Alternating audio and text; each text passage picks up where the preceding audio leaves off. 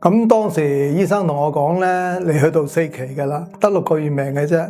我估唔到咧，食咗呢個沖繩薄草糖膠之後咧，幫我咧而家活到起碼超過7年㗎啦。我姓陳嘅，今年咧就係70歲，咁我退咗休咧都有10幾年㗎啦。開頭咧發覺就係右邊嘅下腹嗰度咧就陰陰痛，咁啊後尾走咗私家醫生嗰度睇，佢話唔得咯，可能佢會穿咗喎咁樣咯。咁咧就係醫生同我割咗個盲腸之後咧，咁我住院就住咗5日。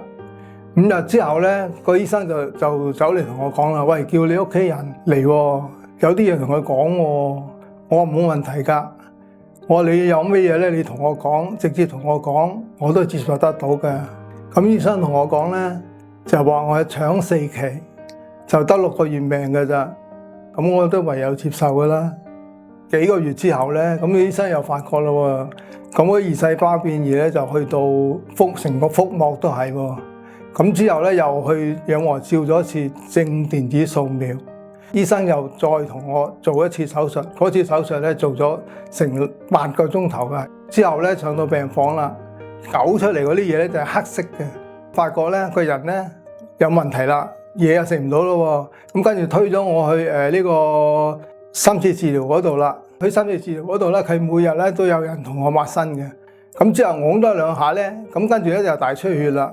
咁當時大出血咁啊，跌輸咗幾包血我就唔知啦。咁跟住住咗10幾日出嚟咯。咁嗰次咧都係叫做好彩啦，能夠過得到嗰一關啦。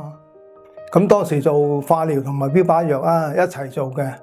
咁咧做化療咧就做咗32次。當時做咗化療之後咧，個人咧當然個胃口咧就係差咗啦，同埋行路咧腳板就會痛噶啦。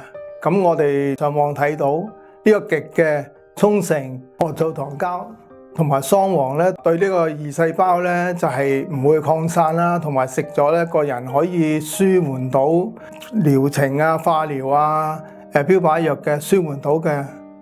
咁我哋由2018年尾咧就開始食啦，咁食到而家咧都有成7年有多噶啦。咁咧每一次咧朝頭早食3粒嘅桑黃，就3粒嘅薄草糖膠；夜晚咧就食4粒嘅薄草糖膠同埋4粒嘅桑黃。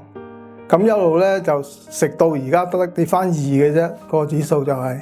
咁我覺得咧食呢個極沖繩薄草糖膠同埋桑黃咧食咗之後，咁咧就瞓到覺，同埋咧就可以舒緩咗我咧隻手啊痛啊隻腳痛嗰個狀況咯，就比較上舒服啦，同埋佢哋咧就有大學個認證啊，比較有信心咯，同埋食完之後咧個人咧就個體力就好啲，同埋個指數比較上係平穩啲啦，同埋容易降落去啦。咁食到而家咧都有成7年有多噶啦。咁咧開頭個醫生講嘅指數咧就係超過咗10度嘅，咁而家咧就係得2度嘅指數嘅啫。特別感謝咧就係極呢個產品咧能夠降到我嘅指數咧去到2。我希望咧繼續食落去呢個指數咧一路會跌落去。原本醫生話我只有6個月命，食咗極沖繩薄草糖膠之後咧，點知6個月啦，7年都嚟啦，身體狀況咧就都好理想。咁同啲細路仔咧耐唔耐又去旅行啊咁咯。我相信第2代醫藥級極沖繩薄草糖膠幫到我，好多謝極，戰勝患疾，延續生命。